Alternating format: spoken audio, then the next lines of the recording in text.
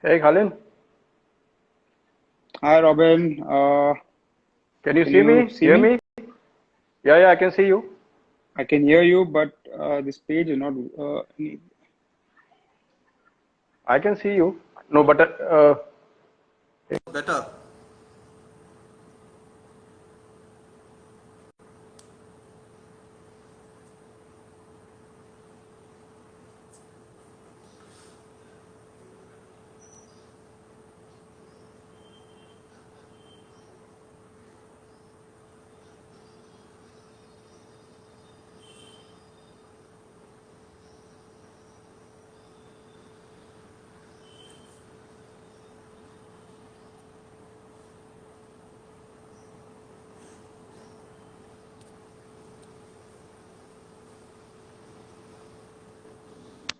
Hello? yeah, I can see you, hear you clearly. Yeah, but my Can page. you? Anyways, I like. I can see you. I can hear you, but like I have something on my page which is not going away for some reason. Never mind. I can see you. I Perfect. can see you clearly. Perfect. So you've settled down. Yes, I have. Sitting in my room. So you've grown a nice, deep stubble. I see. Actually, I haven't. Like I removed it out a few days ago. Like I had a proper thick beard. I just removed it out about 2 days ago. I took it off. But I've always You sh actually I've actually always had a stubble for a few years now. know that thick beard would have been nice.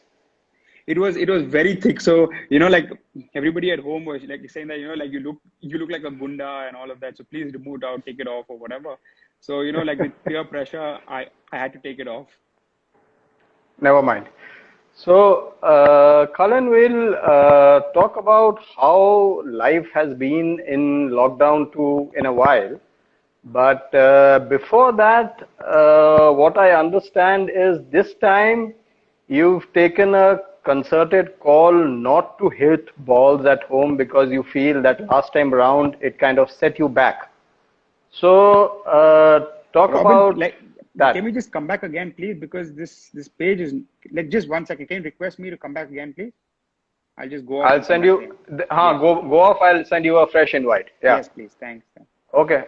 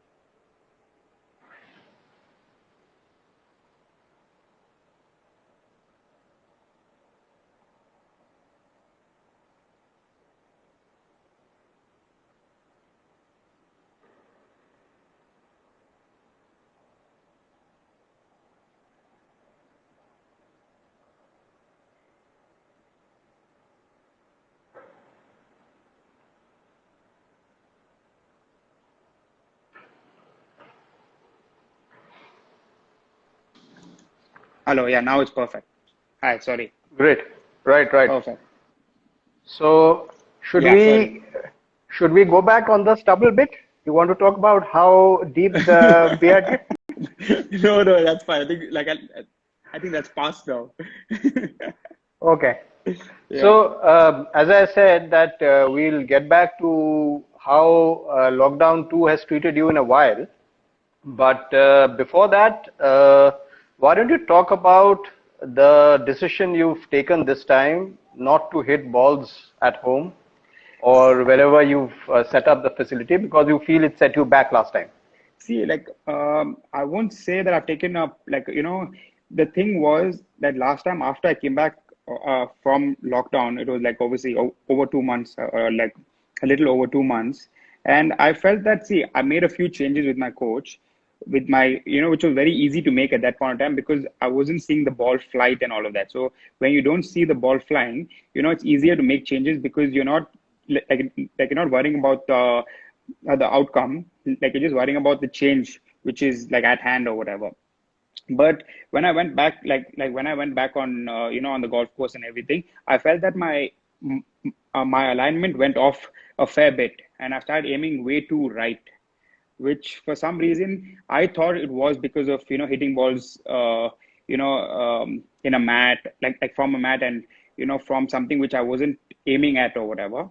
So Mm-hmm. this time, and to be honest also, like I'm I don't feel the motivation to even do it right now, like to to Mm. practice and hit balls for some reason, like obviously there's like it's not something which is related to when I would say like because of golf or whatever. It just I'm not finding motivation from inside to even go out and practice and stuff. But like Mm-hmm. fortunately, like few days ago on Monday, I started going early in the mornings to this army golf course, which is very close by to my house. So I go there for a few hours, practice. I've played 2 rounds now. So like I've finally gathered some kind of motivation to go, like get up and go and play golf and just be out there.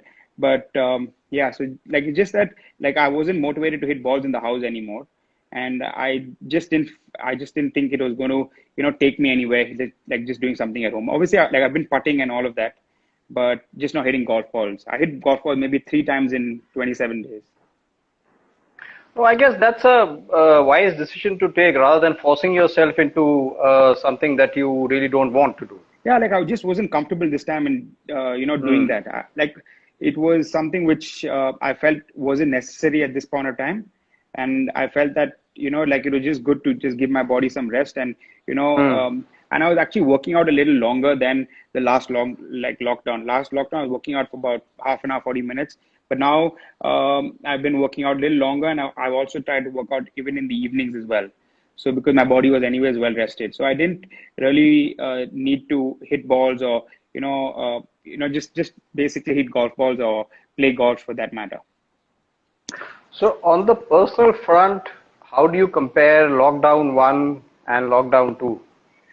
To be like, I'll be very brutally honest that this lockdown has been a lot more frustrating than the first one. Um, I think it's also because, like after the first lockdown, we went back to some kind of normal. We went back to playing golf again, went back to tour life a little bit. Traveling was, part of everything. So, it was back to almost normal. And, from going to normal and going back to lockdown again was obviously frustrating and very disheartening, to be honest. I know it's difficult times out there, and people are suffering and dying and all of that. Unfortunately, that all of us are safe, but it's just been frustrating that when things were almost getting back to normal, and then like things just took a turn and went back to worse. Hmm. So like last lockdown was not like, in the sense like now we're getting a lot of negative news, and people are dying. They obviously shortage of beds, oxygen, and all of that. So seeing all of that as well, makes you a bit. I wouldn't use like using the word depressed is very harsh, but it was just like everybody's like morale was a bit down. You Hmm. could see all over the country for that matter. So it was Yeah. like this hasn't been very pleasant, sadly. No, of course, yes. But when you talk about this phase being tougher than last year, is it also because possibly we are looking at a much longer break from tour this time? See that see I actually haven't thought of that much, but I'm obviously being optimistic about it, and like I'm hoping that we start again the same time as last year. I think like mid-October at least. If Hmm. like I'm just being optimistic about it, but obviously like seeing the situation and the scenario around us, it may or may not look as likely as it was last year. But like now that I start playing a little bit of golf and all of that, I'm just hoping that we start as soon as possible, and just any kind of competition or any kind of tournaments would be welcome right now. Right. So, last year, before the PGTI started, at least in Delhi NCR, these uh, you had these pro pools happening. Did you have anything similar in Bangalore? So we didn't have like a like usually we have like a bunch of pros who play together and all of that. So we didn't have like a very recognized like pro pool as it was in Delhi. But yeah, we generally have like 10, 12 pros and amateurs playing together, and like once a month at least. So we keep doing that anyways, and we have a competitive bunch where we have like four rounds a week where we play amongst all of us. Like we have like 4 to 8 pros who always play together.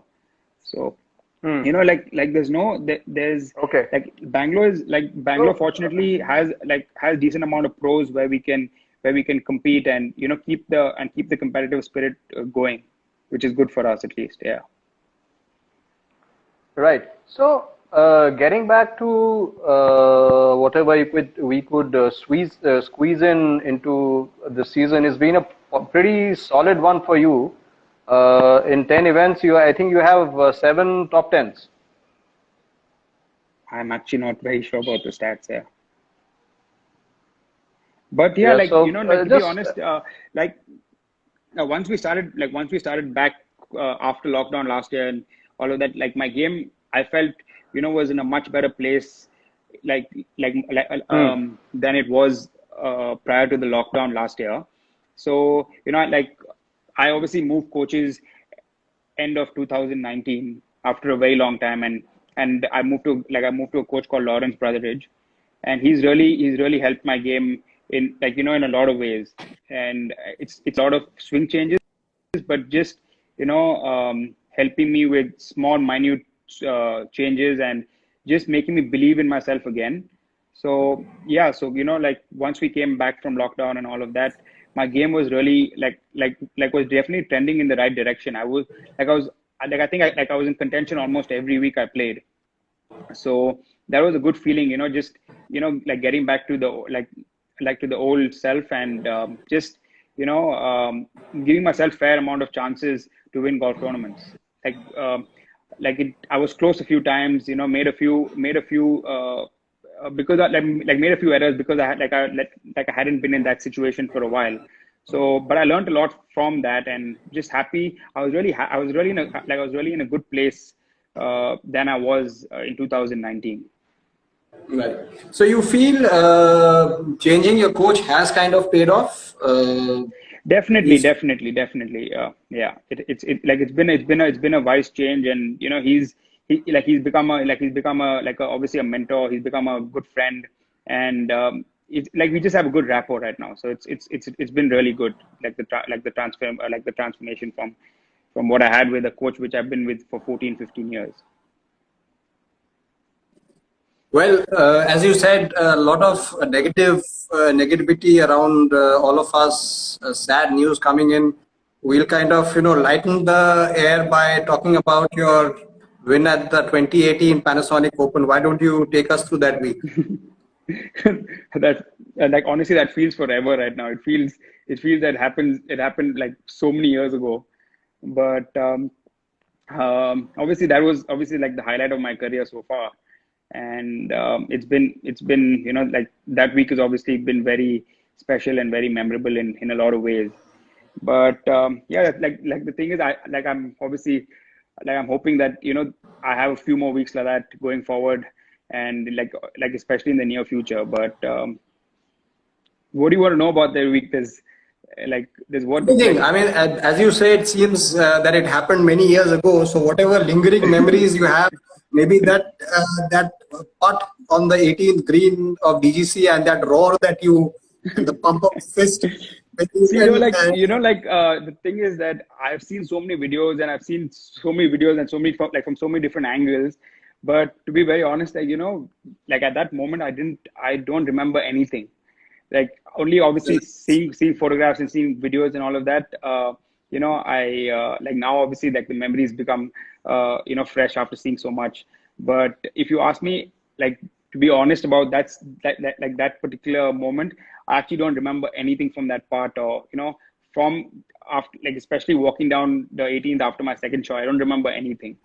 But yeah, it's obviously, and I usually don't show a lot of emotion on the golf course. Like I'm not very, I don't fist pump a lot, and I don't yell a lot and all of that. But I don't know, it just came out. I don't know, like that. Obviously that showed how special that moment was for me, and for my career. But yeah, it was just obviously a great feeling, and I'm really hoping that, like, obviously you see, like, Karan, you see Mane, you see all of these guys winning. They won. Obviously, you see, and all of them showed so much emotion as well. And every tournament, no matter what stage you play at, it means so much for a professional athlete.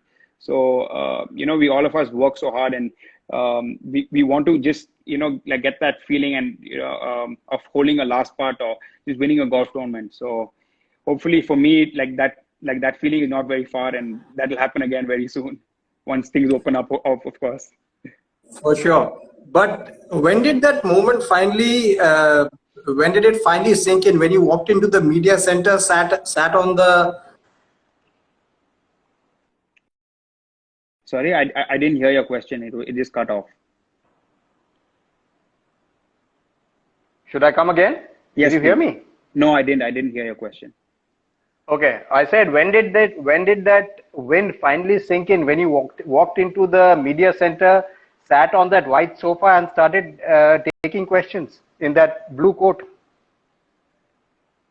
To be honest, that, like, it didn't sink in, it didn't sink in, like, even till I went back home. I think once I got back to the hotel, and once I had a shower and all of that, and once I came out, and once I started reading messages, and from friends, family, well-wishers, that's when I actually thought, like, that's when it actually sunk in, to be very honest. Like, even after the press conference, the prize distribution, it still didn't feel, it still felt very, very surreal, very fresh.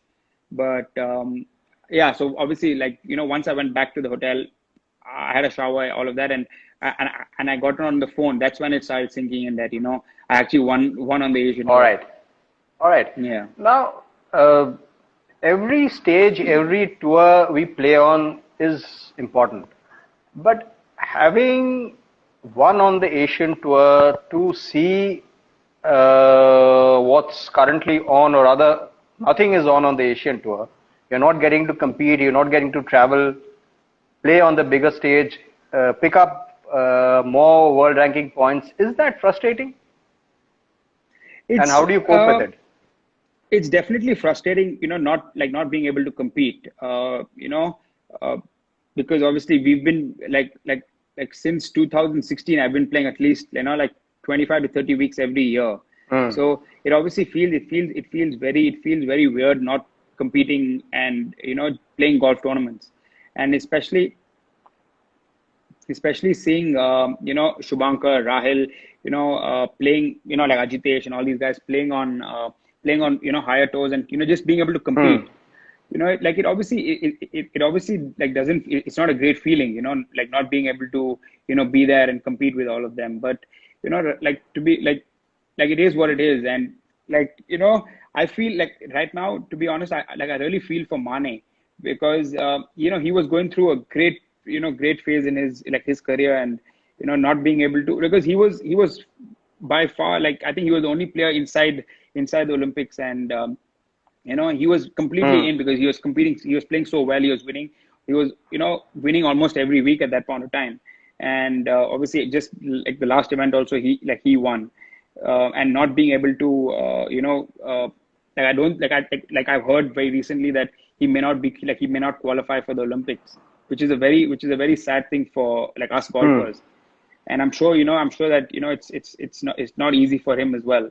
So everybody has a different, like is feeling differently in different ways. Like, I'm obviously not feeling very comfortable not competing and all of that. But there are other people, like, there are other golfers who are missing bigger opportunities and all of that as well. So it's the same for all Indian professionals, sadly. But like, we're just hoping that, like, and like if you also look at it that we've actually lost 2 years of, of being able to compete at a high stage and, like excel in our career. But Yeah. it's sad. It's obviously sad, and but like, like we can't do anything about it, sadly. So I think, like, just wait it out, and just try to be as fit as possible, and just try to prepare for whenever we do get to compete again, and make the Right. best out of those opportunities.